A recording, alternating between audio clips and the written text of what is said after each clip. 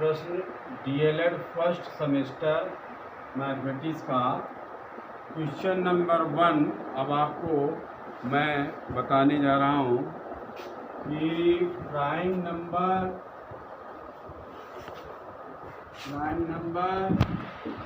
और composite number में क्या डिफरेंस होता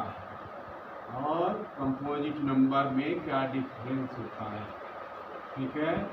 ये ध्यान से आप सुनिए और ये प्रश्न बार बार आता है और आज के समय में आपको जानना ज़रूरी है कि जो 2 से या किसी 3 से या 4 से डिवाइड होने वाली बात नहीं है। इसमें क्या है कि वह स्वयं से डिवाइड होगा, यानी 2, 3, 5, 7 इस तरीके से बहुत सारे नंबर हैं जो प्राइम नंबर, और इसका हिंदी होता है अभाज्य संख्या।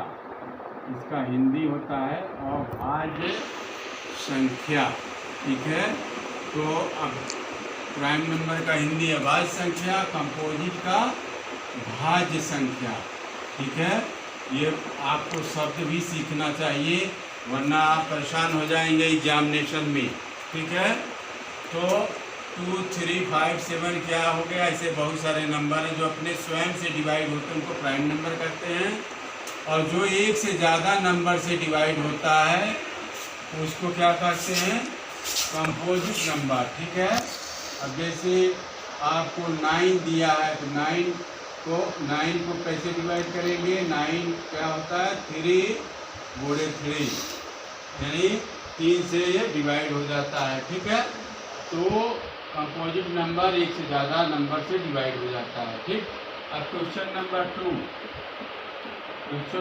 2 आपको प्रश्न दिया है कि संख्या 5 से 25 के बीच प्राइम नंबर बताओ। 5 और 25 के बीच में प्राइम नंबर बताना है। तो इसका मतलब होता है कि आप 5 के बाद जो है कौन सी संख्या आ रही है। बहुत ही ध्यान से दिया गया है, प्रश्न को सोच समझ के बनाया गया है कि 5 से 25 के बीच में क्या प्राइम नंबर होगा। तो 5 के बाद आता है 7 पहला प्राइम नंबर, उसके बाद आएगा 11। ठीक है। उसके बाद आएगा 13 के बाद आएगा 17 के बाद आएगा 19। ये अपने आप से ही डिवाइड होता है, अन्य से नहीं डिवाइड होगा। ठीक है। और उसके बाद 23, इसके बाद जो भी आएगा वो 25 से ज़्यादा हो जाएगा। तो आपको देख लीजिए, काउंट कर लीजिए, 1, 2, 3, 4, 5, 6 कुल संख्याओं की संख्या अगर पूछेगा तो हो जाएगा कुल 6 संख्या है जो कि 5 और 25 के बीच में आता है। ठीक है। अब आ गया क्वेश्चन नंबर 3 आपको समझने के लिए क्या करना है, एलसीएम ज्ञात करने की 2 विधि कौन सी है। आपको मालूम है पहला विधि क्या है, गुणनखंड विधि, जो सबसे आसान होती है। ठीक है, गुणनखंड विधि। और दूसरा क्या है, दूसरा है भाग विधि। ठीक है। तो 2 विधि है, गुणनखंड विधि और भाग विधि। अगर नाम लेकर पूछा जाता है कि भाग विधि से आप निकालिए गुणनखंड या एलसीएम, तो आपको उसी हिसाब से चलना पड़ेगा। क्वेश्चन नंबर 4 का है कि 12, 15, 18 का भाग विधि से एलसीएम बताइए। 12, 15 और 18 का भाग विधि से एलसीएम निकालने के लिए आपको ध्यान देना चाहिए कि समय जो सबसे छोटा है उससे डिवाइड किया जाता है। ठीक है। उससे डिवाइड करने के तरीके के हिसाब से चला जाता है। गुणनखंड विधि से होगा, हम सीधे डायरेक्ट कर देंगे जो है। ठीक। तो भाग विधि से हम क्या करेंगे, 12 से हम इसको डिवाइड करेंगे। सबसे आसान तरीका यही है कि आप इसको कर डालिए ऐसे, 2 से डिवाइड किया तो 6 हो गया, और ये डिवाइड नहीं होगा और ये 9 हो जाएगा। ठीक है। अब 3 से डिवाइड करेंगे तो 3 दूनी 6, 3 5 15 और 3 3 9।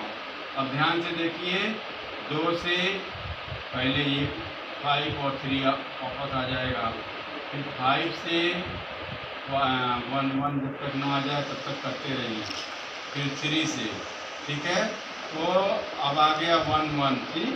तो आपको क्या हो गया, एलसीएम आंसर कितना निकल के आ जाएगा, 2 इंटू 3 इंटू 2 इंटू 5 इंटू 3।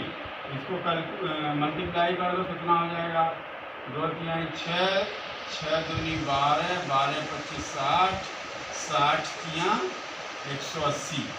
तो इसका एलसीएम का मान हो गया 180।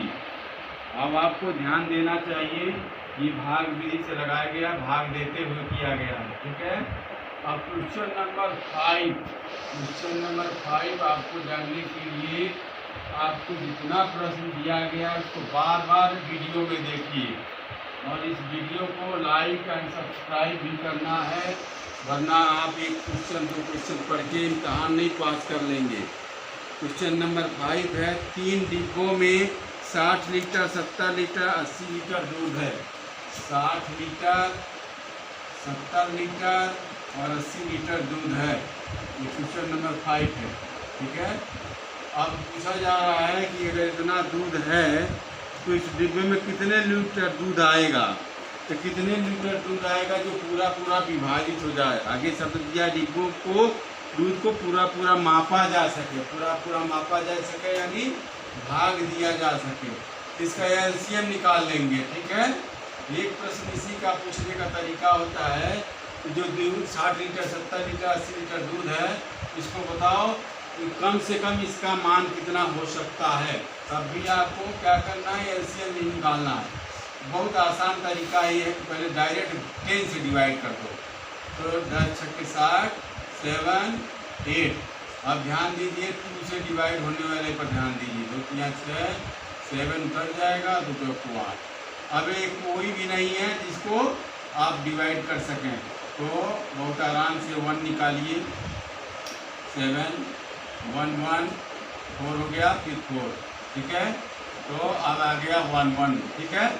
अब आंसर देखिए, एलसीएम यानी अधिकतम दूध कितना रखा जाएगा, ये मल्टीप्लाई कर दो, 10 इंटू 2 इंटू 3 इंटू 7 इंटू 4, ठीक है।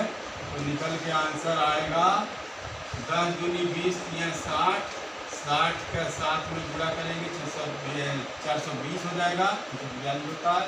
420 में 4 का गुणा कर देंगे तो आंसर आ जाएगा 4 0, 4 4 दूनी 8, 4 चौको 16, 1680 लीटर दूध जो है उस पूरा रखा जाएगा बर्तन में, 1680। लास्ट क्वेश्चन है क्वेश्चन नंबर 6।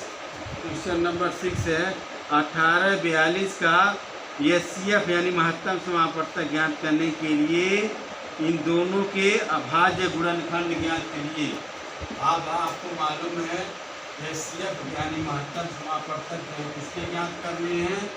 ये क्वेश्चन है आपका 1842 का, ठीक है।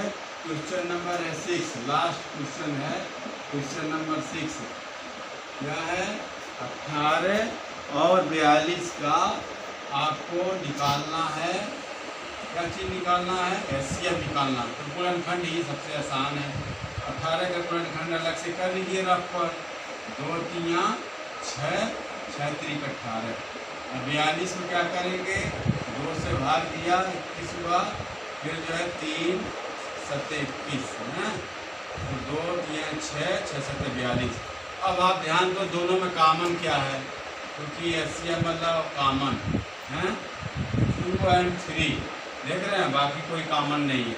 और 2 और 3 ये दोनों क्या हैं, अभाज्य। तो आप आंसर में क्या लिखेंगे, अभाज्य संख्या। अभाज्य संख्या प्राइम नंबर पूछा जा रहा है, तो अभाज्य संख्या जो है 2 क्या हो जाएगा, 2 और 3, 2 और 3 यानी 2 3 6, इसका एचसीएफ हो जाएगा। लेकिन अगर संख्या पूछा जाएगा तो संख्या जो है ये एचसीएफ 2 वालों आंसर आपके पास आ गया, एचसीएफ भी बता दिया। और अगर संख्या पूछता है तो आप 2 एवं 3 ये आप आंसर लिखेंगे। 2 एवं 3 संख्या का मान है जिसको आप जानते हैं। Thank you. ओके।